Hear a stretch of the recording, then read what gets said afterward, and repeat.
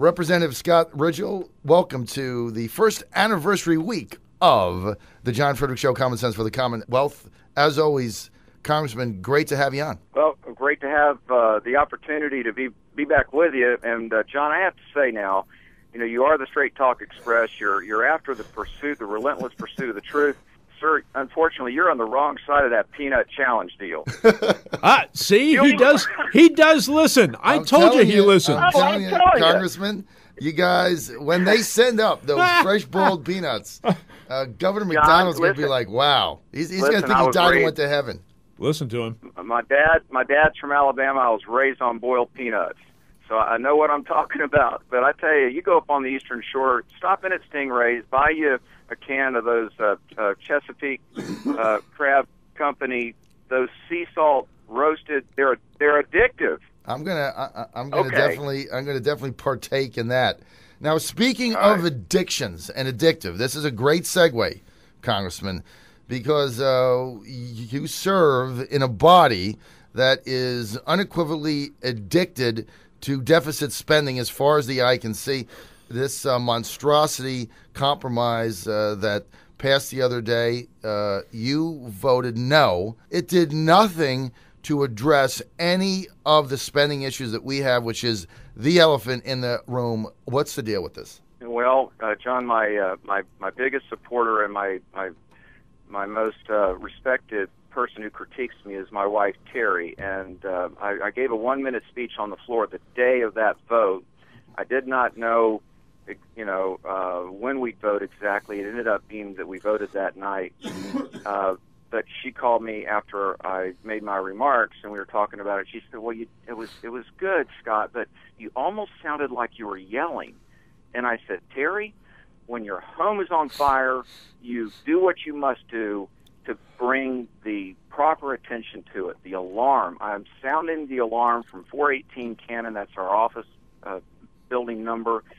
That our country's on fire fiscally, and I was truly stunned, John, that the president had been talking about balanced approach.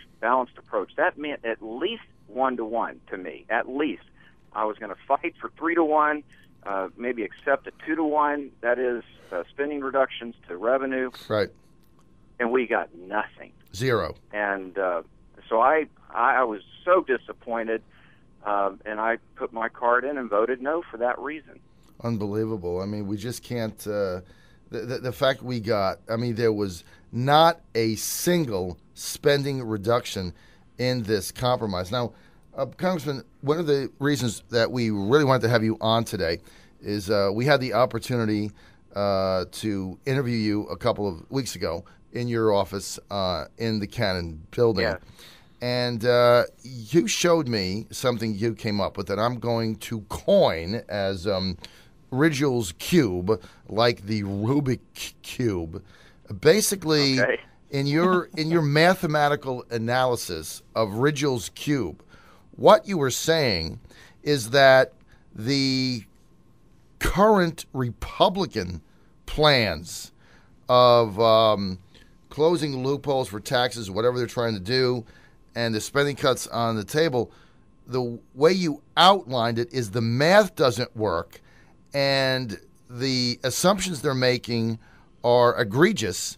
And so even if the Republicans got some of their things passed, the Paul Ryan bill, for instance, that deficits under the current guise that we have would continue to expand in perpetuity. Explain that. Yes, and that's the conclusion that I've come to. I'm a businessman and a seasoned of public service. I'm a data-driven person. I have been all of my life, and it's critical for success in business to test assumptions, to test data, to make sure you're making decisions based on sound data.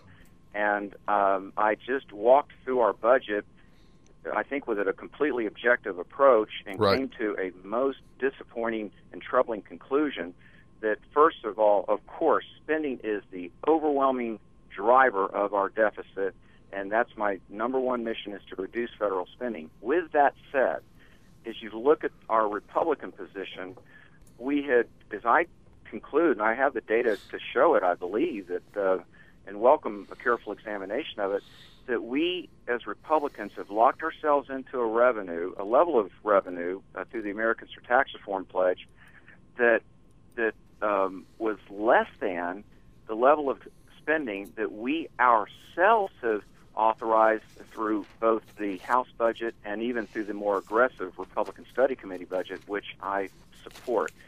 So that difference there between what we've locked ourselves into and what spending levels we've voted for, which are higher, to me, must be addressed within our party. And all that said, John, to some extent, it's somewhat moot on this point because the bill that was passed and signed into law by the president a day or two ago is, revenues are going to rise. And but that was the point that I was making to my Republican colleagues, that revenue increasing through growth and also through tax reform was mathematically and a conservative imperative. So the bottom line now is that we've got a tax increase that, and by the way, they're presenting it as those earning over $400,000 individually, $450,000 as a couple. But in reality, what no one's saying is that the payroll tax deduction is gone. So basically, in a week, when people start getting their checks, almost everybody earning over $50,000 is going to be hit with a tax increase because that provision was not dealt with. So we're looking at about $600 billion over a decade in additional tax revenue coming in a static model if everything stayed the same. When you look at the spending side of it, the CBO estimate said that if we don't do anything else, that the deficit will actually grow another $4 trillion, even with the $600 billion in increase taxes. Well, because they always operate under current law, and current law had all of the rates going up essentially. So that's how they calculate that almost $4 trillion number. If there is a silver lining here, and this is not at all that comforting, but if there is a silver lining to what passed, is that the president has stated that, essentially that now the wealthiest among us, the highest income earners, are paying their fair share. So he's kind of labeled, all of that is fair. So what we're going to quickly find is we look at the CBO and the report that comes out every month is that our deficits are going to be they're going to continue to be extremely large. And where does the president go from there? Because there's only one path out of this, in addition to growth, first and always, and that's spending must be reduced. This is the mathematical reality that we're faced as a country.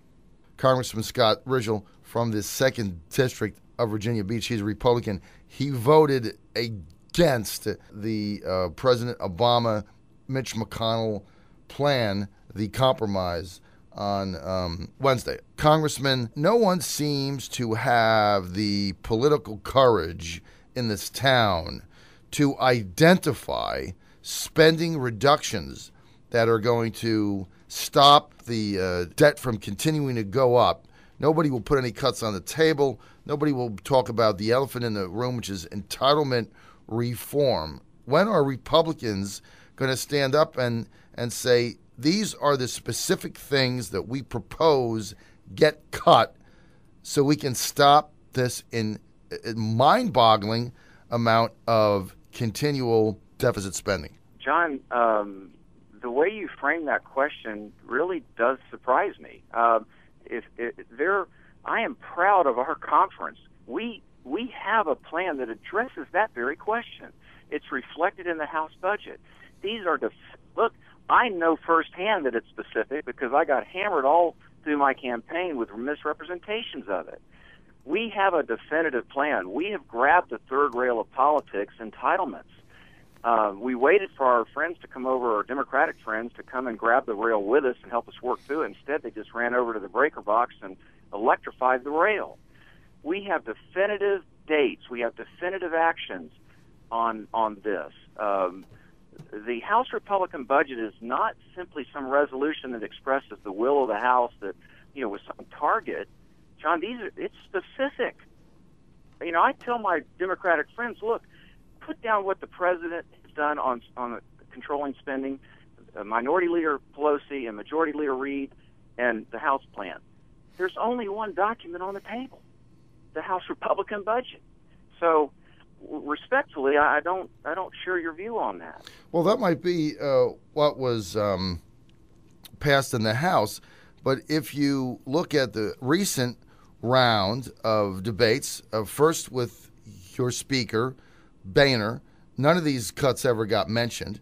None of these cuts ever got identified by the Speaker of the House of your party, Congressman. Didn't get identified. Yes. Then we go to the Senate, where you have the minority leader from Kentucky, Senator McConnell, the new Pied Piper, this plan, never identified a cut. You have it. Point well taken. Your point with respect to the most recent negotiations, point is well taken, John. And I wish I could have just brought all your listeners into the conference that I was in that day that we voted on that. And basically they pulled us in at 1 o'clock, and there was this discussion about, look, let's amend it with a bill that just increases, decreases spending by $300 billion. We wrestled with that. We couldn't get enough votes just to do that within our own conference. And I was just stunned by that. A lot of members thought that, well, it's a poison pill. The Senate's going to go home, and we're going to look, being obstructionists. That's how this is going to all end. And I was willing to accept that risk, because even if the Senate had gone home and we didn't pass anything, that wouldn't have been the end of it, John. And my view is, and what I thought would happen, is that the pain would be so great on all of us that we'd stay here and that we'd work it out in the next week or so with real cuts. So to that extent, I was not happy with how that worked out.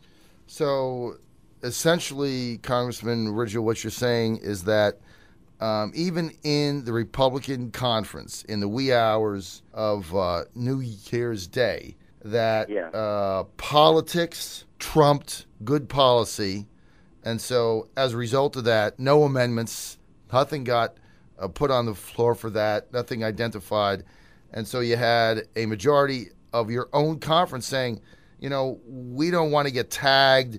The average person that is looking at this is saying, okay, all you guys did was kick the can further down the road, didn't solve sequestration, didn't solve entitlement, didn't get any spending cuts at all. And so you gave the president what he was advocating, got nothing in return. But at the end of the day, forget the compromise. We're not solving the problem. Well, that's why I was so disappointed in it. And many would use this argument, well, let's live to fight another day. That doesn't appeal to me, and I don't subscribe to it. The other argument was, well, the real fight's with the debt limit. Well, with the president, he's already out front on this, and I'm going to tell our conference probably this morning, either directly or through a letter, that we need to define where we are with respect to this upcoming debt limit. Because the president has a definitive and I think irresponsible, irrational position, which is debt limit. I'm not negotiating the debt limit. You want to put us into to have us default on 40% of what we're spending? Okay, that's not responsible, and we need to call the president out on that, and we need to have a definitive alternative that the American people understand is reasonable and needed, and that's what I'm advocating for.